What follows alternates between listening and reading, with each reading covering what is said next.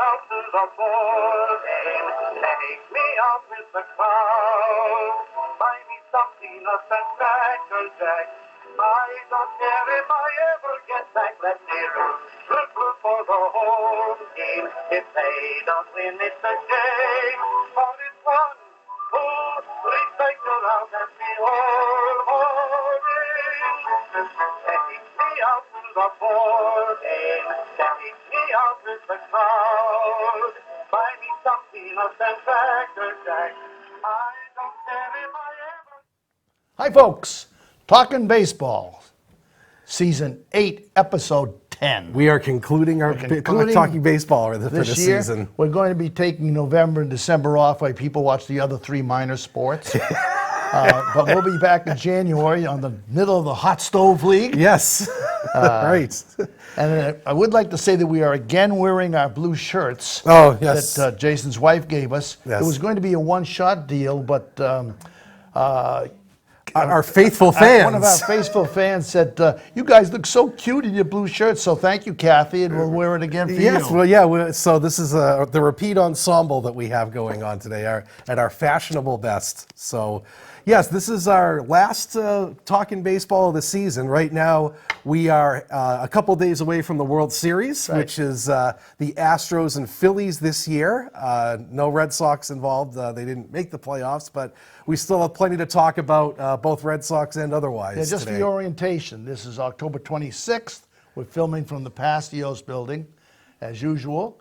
And we couldn't wait till after the World Series because that runs into November. Right, we didn't want to do that. So I'm sure by the time this airs, you'll know what happens. You'll know what happens. But right now it's the Astros and Phillies, and one of the things we'll talk about is how great the playoffs were this season. And of course, we have some time to. We are both free agents, by the way. Yes. And we're dealing with possible offers from Nesson and ESPN. Yes. So we may not be back on this channel, but we will be somewhere. Right. We are accepting bids right now. We do take 7-year deals. Even minimum wage is good for us. But if people have anything better to offer, we'll take it. Yeah, we'll work for a living. We'll work for a living. Yes. Before we start, I just found there's so many little facts. If you're a real baseball fan, you keep learning more things. This has got nothing to do with our show, just a little bit of trivia that I think you might find interesting. Does anyone out there know where all the Major League and professional baseballs are made? I had no idea when you told me this. No idea. They used to be made, I believe, in Chicopee. Right, yes. They are now all made in Costa Rica. They make 2.4 million baseballs, of which 1.4 million baseballs are used in pro sports. Right. And they use 160 balls per game. I wouldn't doubt that at all. Wouldn't doubt it. So someone is slaved away in a factory in Costa Rica, and the ball lasts 2 pitches, and then it's out on Lansdowne Street somewhere, never to be found again. So every ball that you catch has traveled about 5,000 miles. Yeah, and it's all handmade with it's 108 stitches. So we've talked about that before. But every baseball is 108 stitches. Like a silken thread that they hand sew. Mm-hmm. 108 stitches, and most of them last 1 pitch. Right. They scuff the dirt. See ya. Yep, see ya. That's a batting practice, it's gone. It's gone. 2.4 million balls from Costa Rica. But so you can bring that up at your next trivia night. It's more wonderful information from us. As we said, combined, we've been baseball fans for 120 something years or whatever it works out to, and we just learned that this week. So you never stop learning with something you're passionate about. And that has nothing to do with that show. Nothing to do with the show. We thought it was cool. What's happened this past year is that we've lost, not to death, but we've lost the announcing of one of our all-time favorite announcers. Dennis Eckersley has retired. And good for him. There he is with Jerry right there. They kind of a sad picture. We're never going to see that again. That's right. But we lost Jerry last year, and we're losing Eck this year. And Eckersley was such a presence. Oh, we were talking about passion before.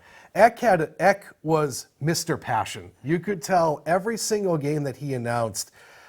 Didn't care about the score. I mean, he cared about the score, but it was more the fact that he was at the game witnessing baseball that was what his big joy was. And he had a 25-year career as a player, and then was able to announce well into his almost 70 years old. That's right. And so think about it, he was in the game for over half a century. That's right. Between playing and announcing, and he used his 25 years of playing to parlay that into insightful stuff in the booth, and he was just such a joy to listen to. And the He best really part was. of him was that he had a personality Yes. that was unique and distinctive, like Kevin Millar. Right, yes, You know, right. it's not he's just out there saying ball one, there's a pickoff Right.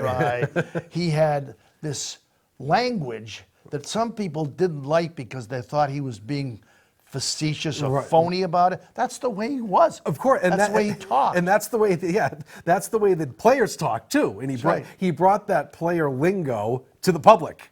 Well, some of it he invented. Oh, of course he did some of it. I yeah. think most of it he invented. Most of it, but if you walk down the streets of Boston around after a game and you start talking about some of the things that Eck mentioned, people would know what you were talking about. Right. He made terminology part of the Red Sox vernacular.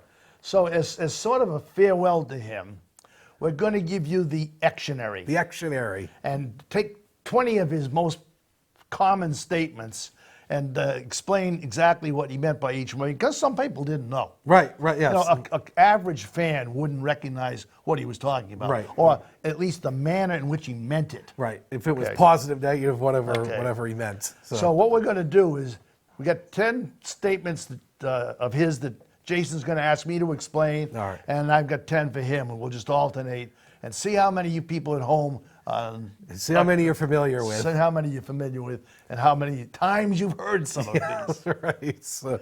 So you asking me first? So now we're Eck. All right. I don't have the hair and the stash. No, but, or the tan. Or the tan. We're still pale.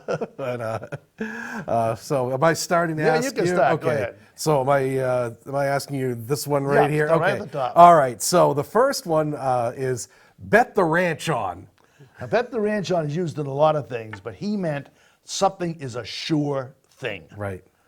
Now, there's not many things you can bet the ranch on in baseball. And sometimes it had to do with it was going to get rained out, Right. or they were going to lose the game. But he was always using that expression, bet the ranch on, meaning this is going to happen. This is going to be a sure thing. Or he'd use it as a surprise. He'd say, geez, I'd have bet the ranch that the manager would have pulled this pitcher, and right. it didn't happen. So, I would bet the ranch that Jerry wouldn't eat a grasshopper. right. Yeah. Eck did not eat grasshoppers, by the way. I don't think so. Okay, the first one for Jason is cheese. All right, this is a great one. Cheese was a fastball. He would cut anyone who had great cheese threw hard. So, and he even parlayed it into soft cheese. He had adjectives in front of cheese. Right. Oh, yeah. There were varying degrees of cheese.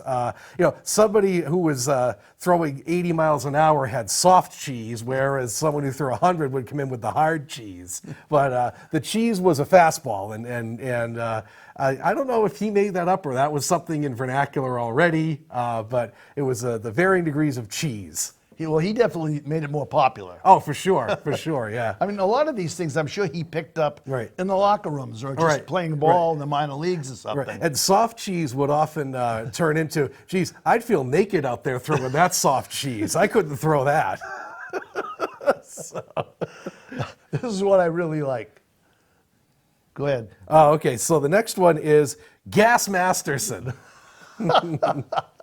He used Masterson a lot. Yeah. Gas Masterson was a guy like Hader that never threw less than 101. Oh, yeah. Billy Wagner was a Billy Gas Wagner, Masterson. Yes. Somebody that is known for throwing so hard you can't see it. Right. It was, or Chapman was a Gas Masterson all the time when Eck was announcing.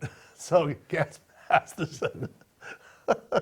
It went by. It couldn't be Bat Masterson. No, it was- because it went by the bat. Well, and then he changed that. There were definitely many Mastersons, but Gas Masterson meant that you threw 100. Yeah, So. Regularly, All the time. Yeah, Yeah. okay. This is another one he used a lot. Studley Do Right. Studley Do Right.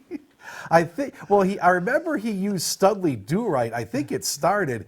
I don't even remember who the player was, but it was somebody who was good looking, and he called him Studley. And then he parlayed that into Studley Do-Right, which became a terminology for that kind of player. Who was he talking about? Who was the original Studley? I think it was someone that's a straight arrow. Yeah. He was it Brock Holt maybe? Was it Studley Do-Right? Good-looking guy Yeah, that played by the rules. Yeah. And Yeah, it was somebody who was unbelievably handsome and That's just right. sort of didn't belong in the sport. But it might have been Brock Holt that was the original Studley Do-Right. But that was another.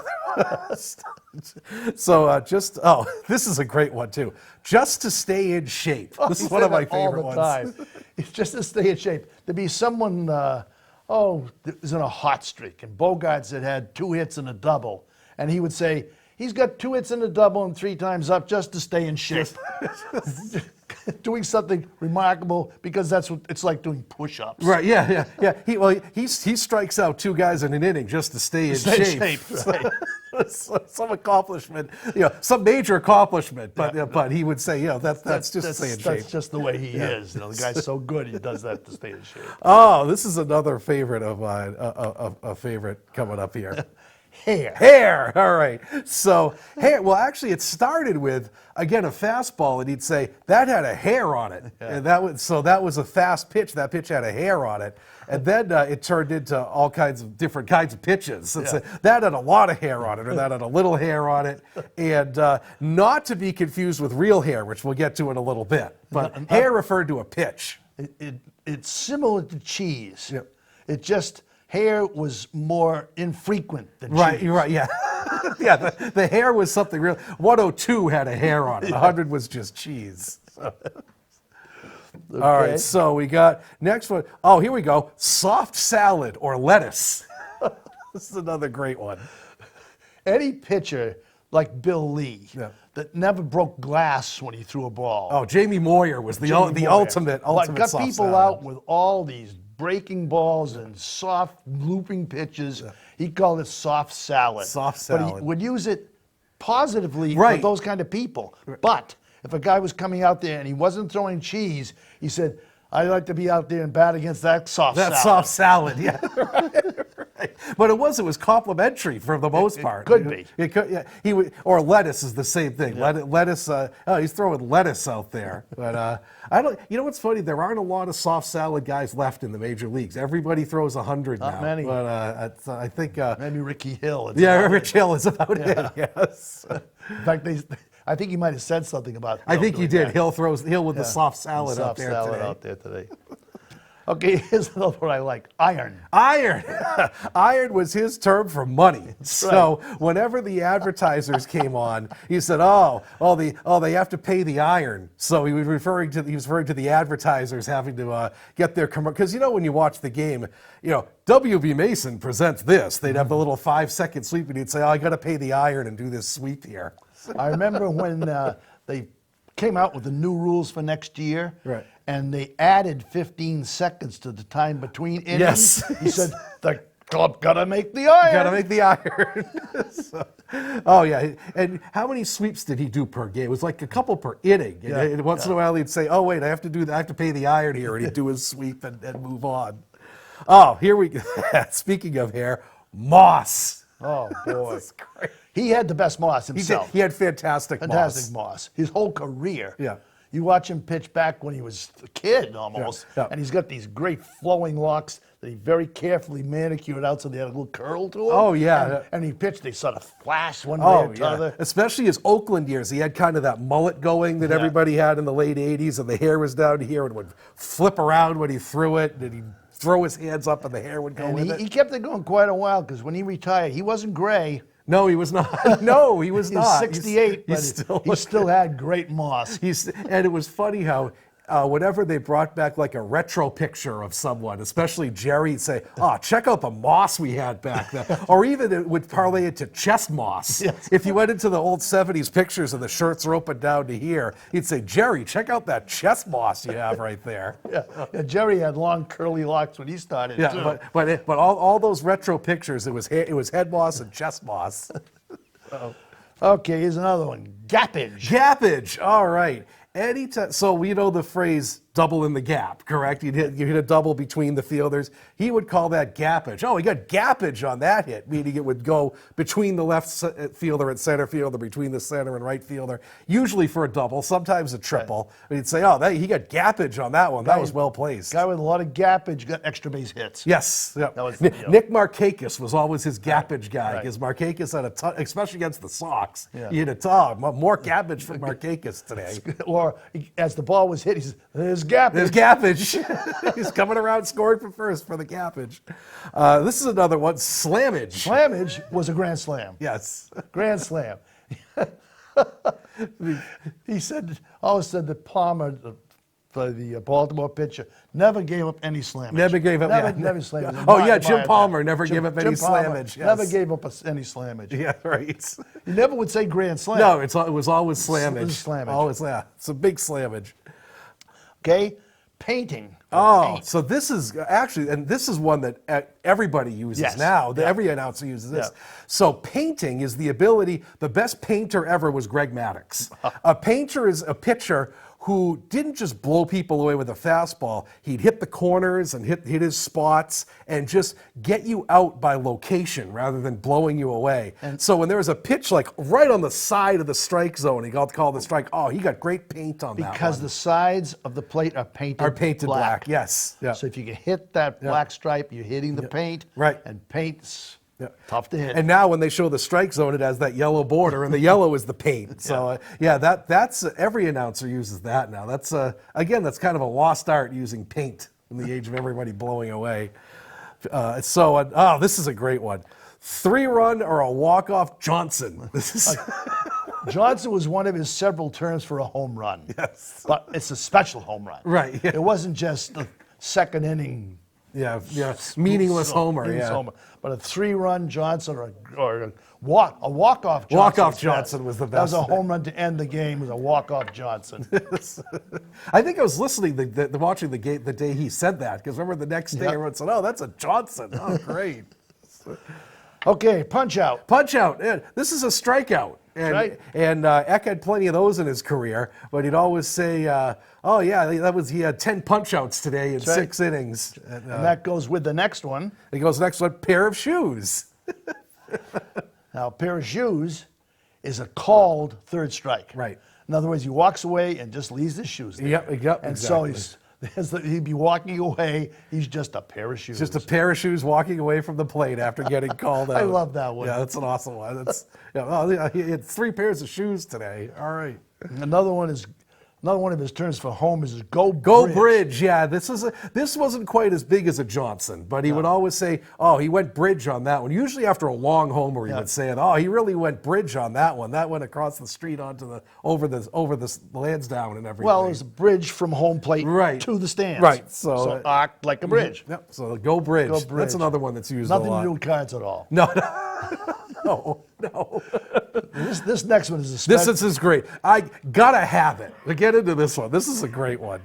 Gotta have it means, as a former pitcher, if you get a close pitch, you gotta have that. Right. Especially if you're well known and the batter isn't. You gotta have that. Right. You gotta get the break. They can't call that a ball on me. Right. And as far as he was concerned, you gotta have every pitch. Yeah, a pitcher got to hit. Yeah, right. I gotta have that. Yeah. If it was Verlander facing a rookie and there was something, he'd say, "Oh, I got to have that if I'm Verlander. And Come on." he would only say it on a ball. Right. I gotta have. I got to have that call. Yeah, everything was a strike according to Eck, because he was a former pitcher. He always wanted the corners and the generous strike zones. This was one I think he only used once, but it was in a great circumstance. Time to party. Oh, time to party. And he yelled it. Time to party. Time to party. Yeah, actually, Nesson re-aired this game a few nights ago. This came from this is a little backstory. So the Blue Jays had this pitcher called J.A. Happ, and he always shut down the Sox. Always. In fact, the Yankees traded for him one year, remember, to try to shut the Sox down. And Mookie Betts came up against J.A. Happ with the bases loaded, and it was a 13-pitch at bat. It was electrifying. all of Fenway was just hanging on every single pitch, and Mookie would foul it off and foul it off and foul it off. And then on the 13th pitch, Mookie hit slammage. He hit a grand slam, and Betts threw his arms up, and he's pumping his fists around the bases. And X said, after he hit the slammage, "It's time to party!" And it turned into this saying that whenever something great happened, it was time to party. But that's where the term came from. Was when Betts hit his great. It was 2018. It was the great year that they had. And it's funny, Nesson just re-aired that a few nights ago. Right. But if you were watching that game, that was an electrifying at bat. Right. It was just a 13 pitch at bat, and he hits a grand slam on the 13th pitch. We just got a couple more. So one more. This is great. It's a beautiful thing. That could be about almost anything. It could be about a fielding play. It could be about a rally. It could be about a great catch by a fan. Right, yes. Anything. It's a beautiful thing. He says it all the time. This food. Yeah, right. Yeah, right. You know, or you get that call. It's a beautiful thing. Yeah. He said that all the time. It's a Anything beautiful positive. thing. And then his last one referred to a specific person. Stats Masterson. Stats Masterson. Who was the guy that was the sideline reporter that he called Stats Masterson? The little wimpy guy from the Globe. Yes, it's Alex Spear. It was Alex Spear. Spear. Alex Spear. It was well known for coming up with these really obscure stats, and a lot of the time they're kind of meaningless. But there was one stat, I don't even remember what it was. Alex Spear came out with some stat when they were interviewing him, and he said, "That's Stats Masterson right there." How would you know that? You have to be Stats Masterson to know that. And so from that point on, anytime anybody brought up any weird number at that point, "Oh, that's Stats Masterson. I wouldn't know that." You got to be a Stats Masterson to know that number. And one thing not everybody might know, he coined the phrase walk-off. Yes, he did. He originally meant it. The pitcher had to walk off after giving up a home run like he did to Gibson. Right. He's walked off. Right. Now it means the hit itself is a walk-off. Right, the hit, yeah, it's a game-winning hit. He was the sure. one that Yep. first coined that phrase. Right. There's a picture we can bring up now of Eckersley's signature. And There it is. if you're a collector, I just picked this up. That's his moss. I was going to great. say he has great moss right there. And he's very collectible. Yeah, and you can read who that is. That's right. Unlike some it's signatures. beautiful today. handwriting Yeah, too, on top right, of everything else. Right. So, yeah. just one other thing. We're going to talk about his two best seasons quickly. Right. Yeah. Just So, quickly. so people don't realize, and even people my age, he had almost two careers. One as a starter and one as a lockdown closer. And it was about '86, I want to say, that he began to shift into relief. But he was a great starter in the late 70s and early 80s. And he was a starter on the famous '78 Sox. He went 20-8 that year, and he had an ERA just under 3. 268 innings, folks, 16 complete games. Times were a little different then.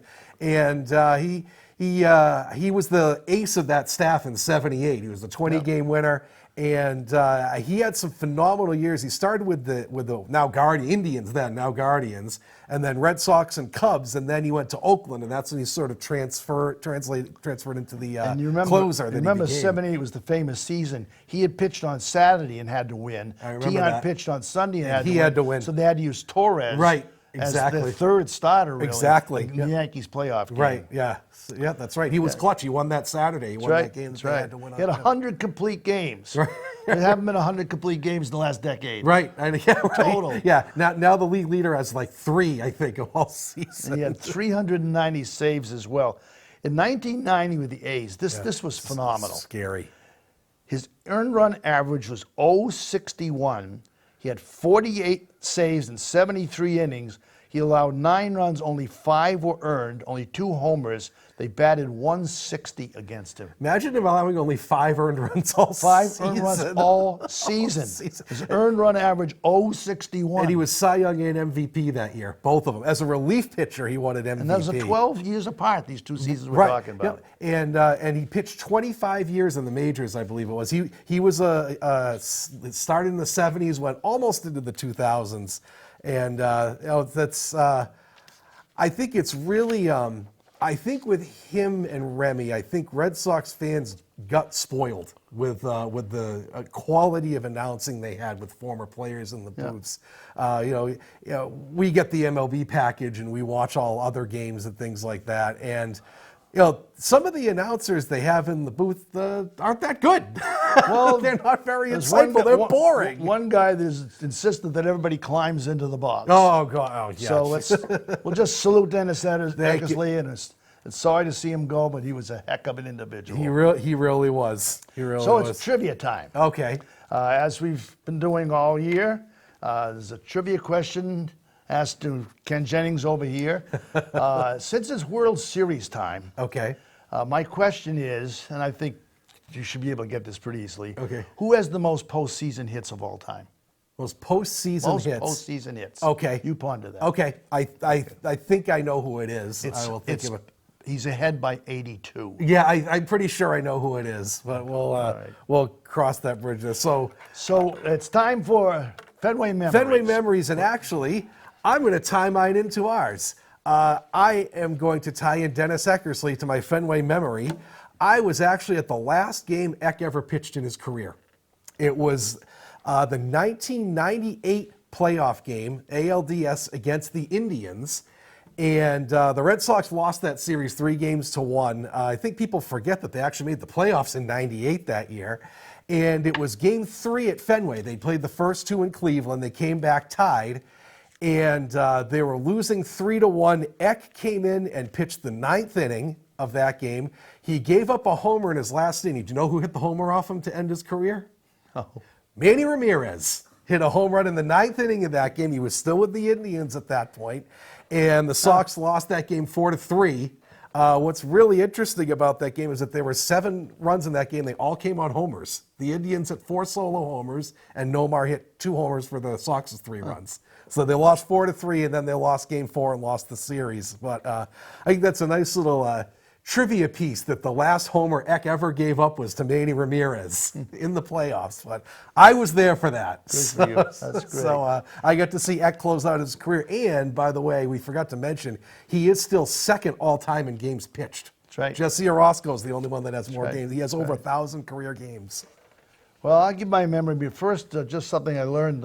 Did you know that the man who wrote the Hokey Pokey just passed away? No, I did not know that. It was a strange funeral. They put his right hand in. His right hand. His right hand. We do comedy here, folks. Okay, my memory is my first game, and I'll bet not too many of my viewers out here were alive to see it. Here's the box score of that game. This was 1950, August 23rd. The Red Sox are playing the Browns. I was 8 years old and 2 months, and my dad took me to this game. That is so cool. I can remember it like it was 8 years ago. That is so cool. That's the box score. And you can see, if you can see it close enough, Bobby Dorr got a couple of hits. Billy Goodman got a couple of hits. That's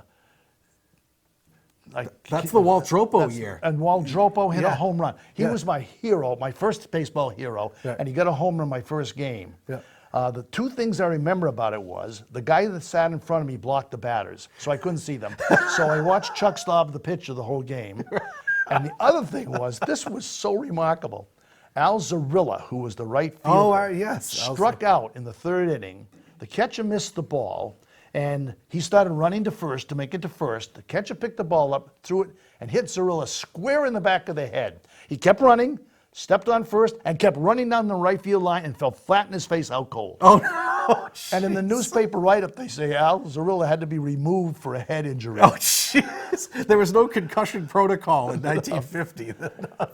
That's so cool. Here's 3 facts about the game. It's 9-5. It lasted 2 hours and 5 minutes. Wow. There were 8,000 people there, and there were 4 strikeouts. Yeah. Talk about how the game has changed. Huh? 4 strikeouts. 4 the entire strikeouts game. total. God. Only 8,000 people there. You could sit where you wanted, and the game lasted 2 hours. Oh, man.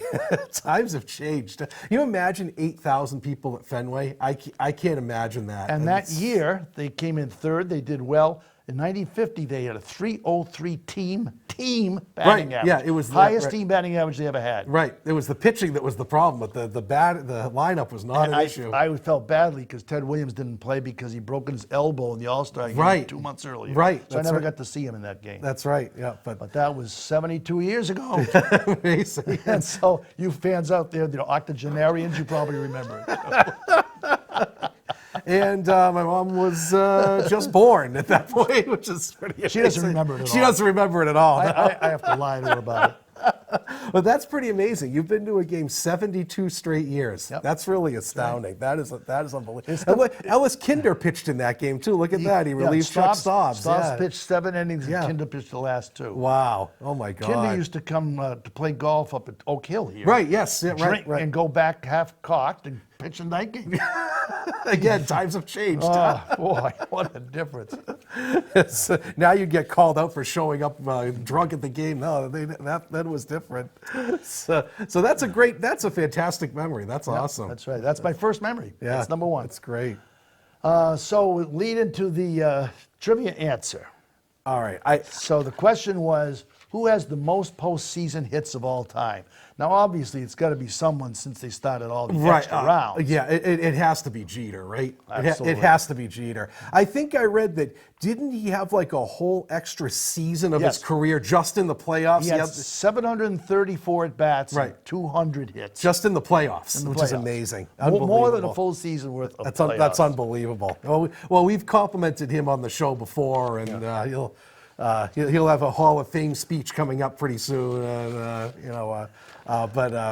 It's amazing because the Yankees didn't. I think they made the playoffs like 14 out of 15 years in one stretch of his career, or something like that. The number 2 player with 128 is Bernie Williams. Right, because he was on all those teams. And number three was Manny. Was Manny? Right. Yep. This is interesting because we're going to talk about it a little bit later. Yeah. Number 9 is Altuve. Is he really? Oh, because number 9. Well, because think about it. Prior to 1969, you just had the 2 teams in the World Series, and that was it. That's right. Now they have all these extra rounds and extra games, and you have all these extra at bats that you have to get all these accomplishments done. I think they're constantly going to be broken. But I don't know. I think Jeter's is pretty safe. I don't imagine a player. I think, what was it? It was something like 18 out of his 20 career years that the Yankees made the playoffs. It was and then he stayed with the team that long. And he stayed with the team, and he always hit second, so he got a ton of extra at bats every game. And he played well. And the Yankees were good enough that they didn't do a Twins and just get blown out every year. No. They always advanced a few rounds, and I think that record is safe for a while. He only won 1 ring. No, he won 4 rings. He won 4 rings. 4 rings. Yeah, he won 4. 4, that's right. But I think Bernie Williams did too. Well, he was on all those teams, and 200 hits in the postseason. That's amazing. That's really incredible, and that's the best of the best you're facing too. That's not running up your stats, JD Martinez style against the Royals. That's against all the good pitchers. So speaking of playoffs. We have been in hog heaven for the last couple of weeks. If you're a real baseball fanatic, the playoffs are unbelievable. There was one day, there were 4 straight games, and I watched from noon till midnight. So did I. I don't remember eating. No. I think I timed it in between some of the innings. I might have gotten some sustenance. But I did the same. It was a Saturday, so I was able to stay home, and I watched from noon to midnight, all 4 playoff games. So what I've tried to do is take notes. We can't talk about all the games, obviously, what's going on.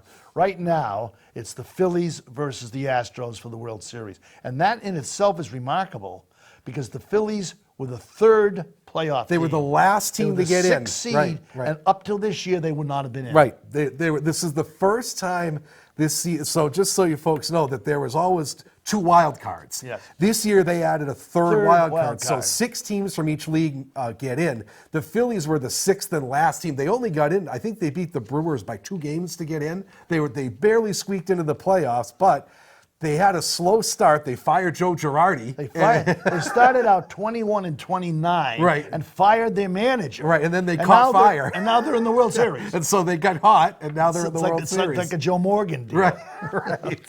So, you have to say, just based on that this addition of the 3rd team has been a huge success. Yep. I really, baseball, people were saying, it waters it down. No, it doesn't. It doesn't at all. I think it's, the more teams are in it, the more interest there is across the country, and I think it's great. And you know how the playoffs work. You know, you can be great all year, and then you get some injuries in August, September, and you bring it up like we'll talk about the Yankees, but the lineup that they ended up in the playoffs was not the lineup they had most of the season. And we always talk about small sample size. That's right. You know, in a 5-game series, any team can win. You never know. Somebody gets hot, some pitcher gets hot, somebody gets injured, somebody goes cold for a few games. So it's a series of small sample sizes, which I think makes it so much more exciting. And there's always someone that comes through, like in July. Did you know Harrison Bader's name? No, Did you know his name? I had no idea who Harrison Bader was. I thought he was the 9th president.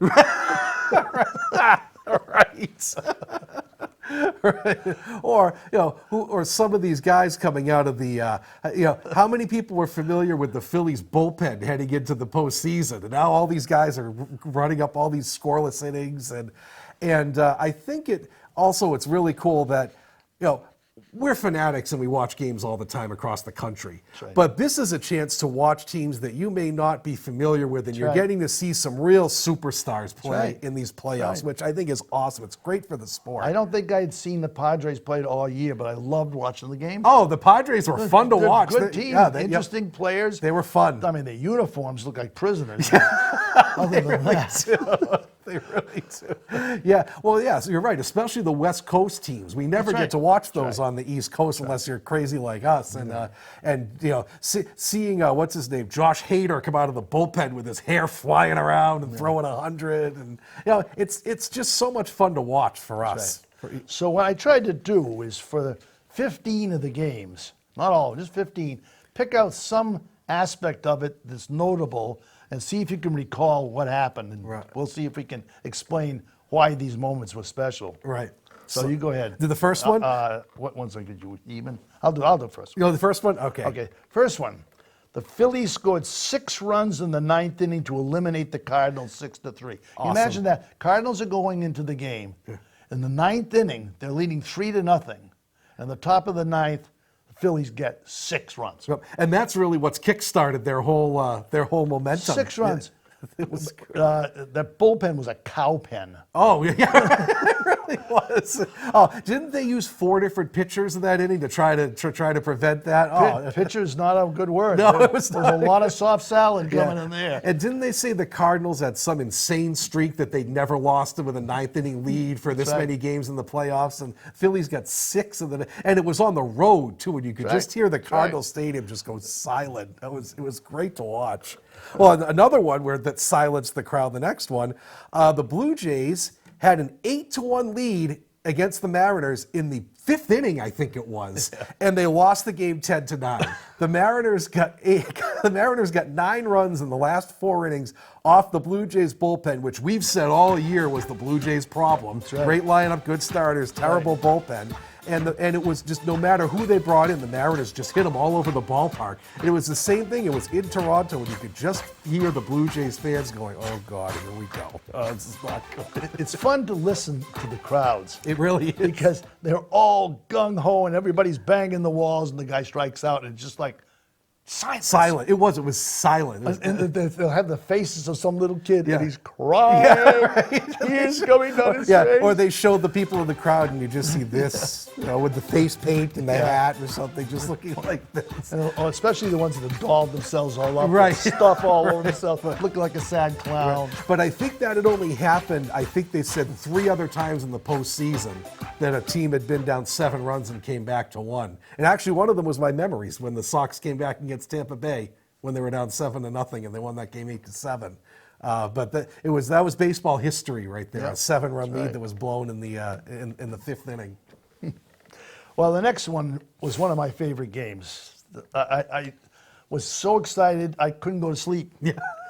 Cleveland beat Tampa Bay 1-0 in 15 innings. Oh, God. Now, folks, all of you that like the Ghost Runner, go home.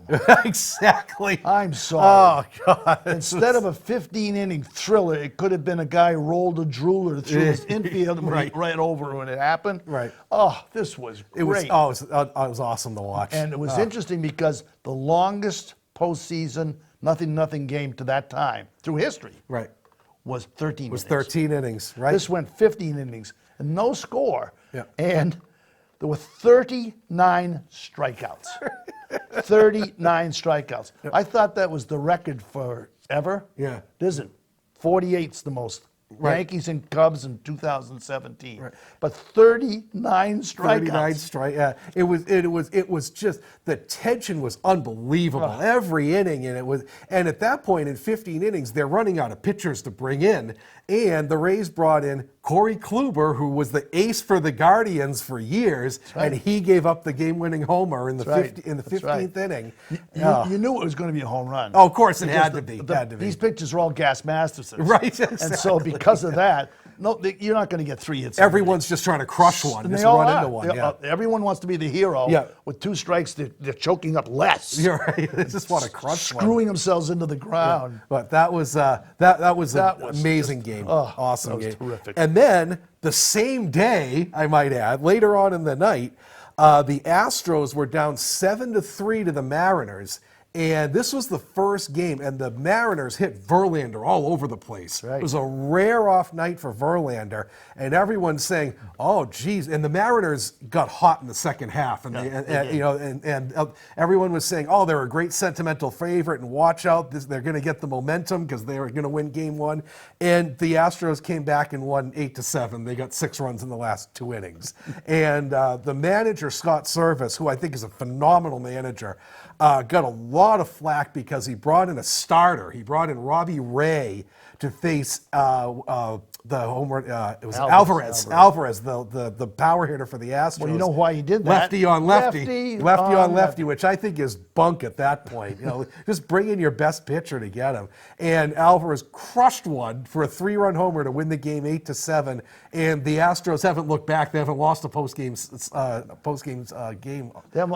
game all series. 7-0. 7-0. But that was Game 1, and Seattle was just dead after that. That just totally deflated the Mariners.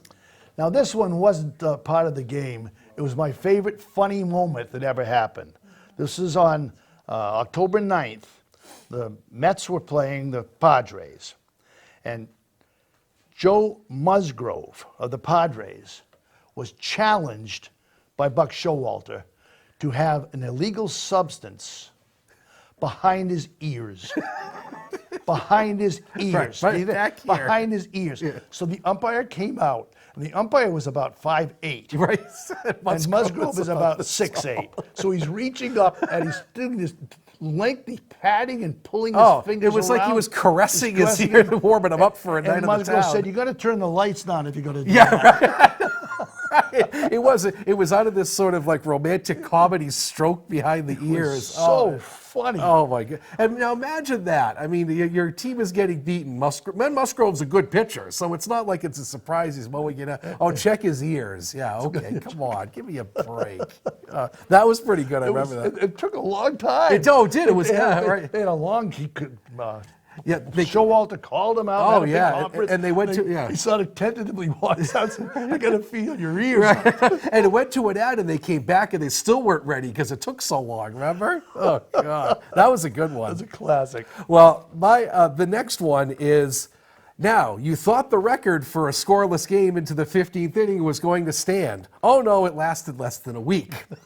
On October 15th. The Astros and Mariners, again, same series, Astros and Mariners played a 1-0 game that went 18 innings. It was scoreless for 17 innings, and the Astros finally got a run in the 18th. And this was a win-or-go-home for the Mariners. Knocked the Mariners out of the playoffs. And I remember this clearly. My wife and I were actually out hanging out with some friends. We got invited to a little get-together. Now, picture this. We're at a sports place, and the Yankee game has already started at that point. In about the 13th inning, the Yankees game was ready to start, and the whole place says, "No, don't put the Yankees on. Keep this game on," because we were all watching it. And we were also into it in the 18th inning, and it was just tension-filled. Like, they leave a guy on, they leave a guy on. And then, again, it got to the point where they were just running out of pitchers. Who do you bring in the 18th inning? And this game had 42 strikeouts. 42, 20 for the Astros, 22 for the Mariners in 18 innings. And there's always one person in these long games that does nothing. Altuve went 0 for 8. Altuve Went 0 for 8. I think, didn't he go 0 for 25? Yes, he had a terrible postseason. Terrible so far. I love to look at the box score and see, in a long game Yeah. like that, there's always one guy who's 0 for 7 or 0 for 8. Jerry used to talk about Right, that. right. We win 22-21, and I go 0 for 7. I go for right.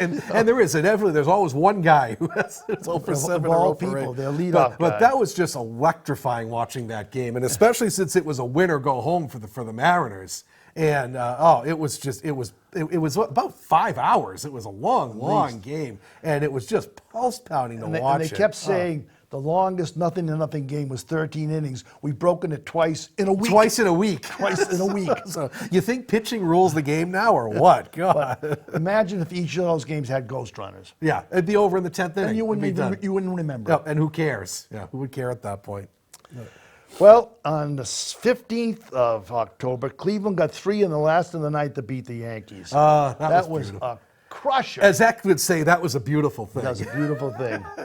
The Cleveland out-hit the Yankees 15-5. I remember that, yes. 15-5. Right. But the Yankees had a couple home runs. Right. And Oscar Gonzalez had Yeah. 3 game winners in the postseason. He did, yeah. Oh, that was so awesome. Oh God! And they brought it was Holmes that blew the lead when Yep. and then Peralta. It was Holmes and Peralta. Oh no, it was Peralta, and they got on Boone for not bringing in Holmes. I remember that. Oh, why did you bring in Holmes to close? And he went. And Peralta, I think, was in his 3rd inning at that point, and he And was the just fans nothing. booed Boone. They booed Boone. Yes, they did. I mean, they imagine sure that. did. Yeah, imagine that. But that was just as a Red Sox fan, watching the Yankees lose in heartbreaking fashion is always a highlight of the postseason. So this was another one that same day. Now I don't know how many of you follow the game religiously like we do, but this season the Dodgers won 111 games. They went 111-51. One of the greatest seasons in baseball history. Right. And they were the heavy favorites. They were the #1 seed, and everyone's saying it's going to be a Dodgers versus either Yankees or Astros World Series. And the Dodgers won the first game of the series, and the Padres were losing in the second. And the Padres scored 5 runs in the 7th inning to come back. They were down 3-0, went ahead 5-3, and they never looked back, and they won the rest of the series. They knocked out the 111-win Dodgers. And it was the same thing. It was like, is this really happening? Because you don't expect a 111-win team to blow a lead like that. And like you said, the Padres are so much fun to watch. And every hit, you could just tell they were getting more and more into it. And it was just, they played like they wanted it that series. I have to give them credit. But imagine that 111-win team gets knocked out in the first round they play. Until they play the Phillies. Until they play the Phillies, yes. On the 18th of October, Phillies beat the Padres 2-0. The Padres had a leadoff single, period. And that was it. That was it. That was it. Phillies had 3 hits, 2 of them were home runs. Right. There were 20 Ks in 20 that game. Ks. They were even, 10 Right. apiece. You noticing a theme here, folks? So that was the most boring game I think I've ever watched. Well, if you're into pitching, it was pretty good. And the next day, the Astros. Yes, we love this theme here. The Astros took out the Yankees 4-2. Now, if you're a fan of the game like I am, you love Justin Verlander. The guy he's a future Hall of Famer, and he had some arm problems a few years ago, and people were writing him off, and he's probably going to win the Cy Young this year. Right. He's come back better than ever, and as I've said several times, he's married to Kate Upton, so he's a champion on and off the field, ladies and gentlemen. You have to give it to the guy. And so 39-year-old Verlander strikes out 11 Yankees in 6 innings. The Astros win 4-2. The Yankees had 17 strikeouts in the game. The Astros had 2. 2 strikeouts the whole Imagine game. that. Outstruck out 17-2. And there were 6 runs in the game. 5 of them were on solo homers. So you think it's a 3-outcome game? yeah, I think so. Noticing a theme with Ks and Right homers. straight to the playoffs. Right. Like the next one. Next day, the Yankees lost to the Astros 3-2. Yankees had 13 strikeouts, so they had 30 strikeouts against the Astros in the first In two the games. first 2 games. 30 Imagine that. strikeouts. Over half the outs were strikeouts in those 2 games. And that led into the next one where it was just, as I would say, another beautiful thing. Astros beat the Yankees 5-0. Astros had 13 hits. Again, 22 strikeouts in this game. Gee, you think there are a lot of strikeouts in the playoffs? My favorite, we've talked about, excuse me, how good the pitching is. Oh, yeah. One exception. One exception. When the Phillies played the Padres on the 22nd of October, both pitchers got knocked out in the first inning. It was One great. got one out, one got none out. It was great. And remember, the Padres got 4 runs in the first inning. You said, oh, this is going to be a cakewalk. And then the Phillies got 4 runs right back right in the first And inning. both starting pitching. Right. And all the money in Vegas is going on these pitchers. It was 4-4 in the first inning. They were in the shower and Right. he had the first commercial. That was the one exception. That was that actually was fun to watch if you're into offense, because that was because remember the Phillies went ahead 7-4 and then the Padres caught up and the Phillies went ahead at the end, and that leads into, speaking of Phillies, this was on the 23rd. I don't know about you. I love in the postseason. I love when the big stars do what they're supposed to do. Yep. I think it's great for the game. Yep. I think it lets people across the country see why these guys are the superstars that they are. And the casual fan will recognize the names. Of course. So in the 8th inning, the Phillies, the game was tied, and Bryce Harper came up and hit a 2-run homer to put the Phillies ahead in the 8th inning of the elimination game for the Padres. It was win or go home for the Padres, and I think I heard the ground shake from Philadelphia out here. The stands went absolutely nuts, waving the towels, and he knew it as soon as he hit it too. So he's rounding the bases like this, and he's saying, "Come on," and pumping his fist. And I don't think people realize how good Bryce Harper is. He's won 2 MVPs. Right. He signed this enormous contract with the Phillies to be their guy, and he has absolutely come through this postseason. He has carried that team. But it was an electrifying moment because the Padres had come back and tied the game, and you think, oh, maybe they're going to come back. And Harper just said, no, forget that. And he just hit one out to put him ahead, and the Phillies never looked back. Well, Harper's always had an attitude. Right. And he's not like a fan-friendly guy. No. He's not a man. He's very intense. Yes, very intense, and he's not a good interview. No. He's certainly no big poppy out Right, there. he's kind of surly with the media, but his teammates have no issue with him. His teammates, and it's like when he hits the ball, it's of course I hit the ball because I'm good. Right, yeah, he has that attitude. and the thing so what? I don't care. Right, and he expects that attitude out of the rest of his teammates too. He expects his teammates to show up and be there. He's almost the throwback to Ty Cobb. Yeah, exactly. Absolutely. That kind of, I'm going to beat you. I'm going to win no matter how. And I'm not just a nice guy. Right, yeah. I like him. I think he's great. I think he's fun to watch. Well, then the Astros swept the Yankees. Yes. 4 straight, 6-5 on a key infield error by Torres. They blew a double play. Oh, chance. it was unbelievable. Oh, yeah. And Cole was on the mound, too. That's and, right. you saw the ball hit, and you think, oh, Cole's going to get out of this inning, and here we go. And they just totally blew an easy double play. And they pulled Cole out of the game with the bases loaded. The reliever comes in and allows all 3 runs. Immediately. And you can see Cole on the bench going, oh, my God. This is the end of my season. Speaking of jerks that people don't like, how about Garrett Cole? My God, talk about a prickly personality on that guy. I have a friend who's a Yankee fan who said after this he was going to jump off a cliff. But I knew it was just a bluff.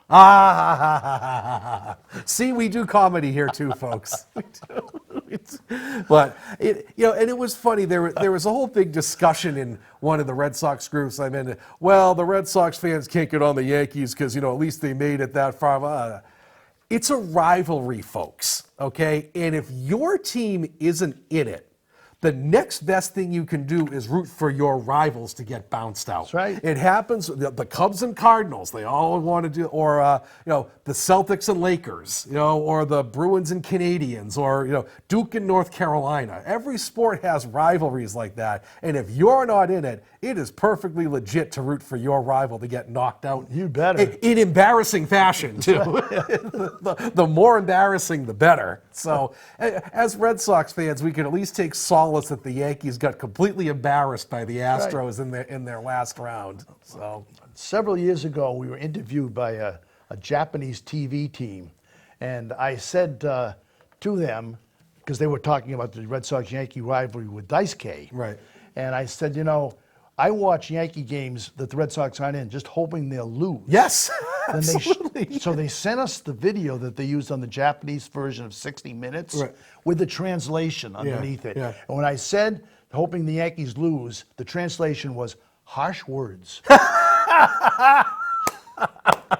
I think that should be a new catchphrase Harsh on here. words. Whenever we want to say something bad, we'll just say harsh words words. from now on. Harsh words. Well, we always have harsh words for the Yankees, but you're right, we do. Like when the Sox aren't playing, or there's a the Sox are losing 11-0 or something like that, we'll always turn on the Yankees game just to see how they're doing. We'll root for them to lose, no matter what. Absolutely. Well, years ago when you were still living at home, Yeah. we watched the Yankee games just to listen to Phil Rizzuto. Oh God. Talk about a treat. Oh, win or lose. He wasn't watching the game either. Oh no, he was more interested. He talked about his anniversary with his wife Cora, and what they ordered at the restaurant. And he had to leave it after the seventh inning, get over the bridge before the crowd. Oh, that's right. He'd leave early so he could get out before the crowd left the park. He was fun. He was such a treat to listen to. We He really didn't really care win or lose, just listen to him. And sometimes he'd say, "What's going on down there?" Because he'd totally lose track of the game. He was telling some story. And he's keeping score. If you didn't see, he put WW. Yeah. Wasn't watching. Wasn't watching. And to this day, we still use that in our scorebooks. If I miss about WW, wasn't watching. When I was and I taught my wife how to score when we first started dating. And of course, one of the first games, there's a WW in the scorebook. So she learned it, and now I'm teaching my son to score, and he's going to know it too. So his WW is being passed on through the generations. He was so fun to listen to. He would, Cora and I went to Jimmy's, and we had this great ravioli, and I know Guido, the restaurateur. And he was funny. Oh, that was the WPIX And he days. always said, "Holy cow!" Yeah, holy cow! And they gave a game for a special day for him. They had a cow come out and it stepped on his foot. Right, yeah, right. Holy cow! Cora and I went to Jimbo's, and Guido came out and said hello, and it was always his Italian buddies too. Phil was, to bring it around, Rizzuto was an Eckersley. He really was. It was, and there aren't a lot of announcers like that anymore. Everybody's so corporate now, and they work for this and they work for that, and they're afraid to offend people or say the wrong thing or whatever. And so we brought it full circle in an hour. Imagine that. Right. Gee, how many times have we done that? The World Series is still to go, but the playoffs have been fascinating. Right.